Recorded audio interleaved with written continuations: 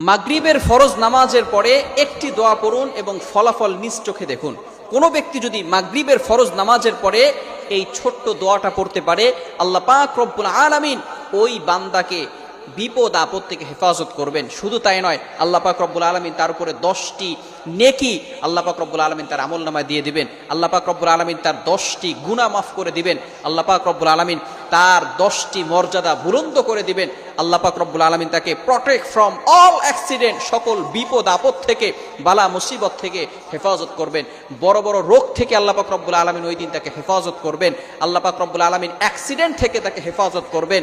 আপনাকে যদি ঘরের ভিতরে আগুন লেগে যায়, আগুন লাগা থেকে আল্লাহ পাক রব্বুল আলামিন আপনাকে হেফাজত করবেন, যদি খালি আপনি একটি আমল করতে পারেন। শুধু তাই নয়, আল্লাহ রাসূল সাল্লাল্লাহু আলাইহি ওয়াসাল্লাম বলে দিয়েছেন, সারা রাত ধরে ওই বান্দার জন্য ফেরেশতারা আল্লাহ তাআলার কাছে দোয়া করতে থাকবে।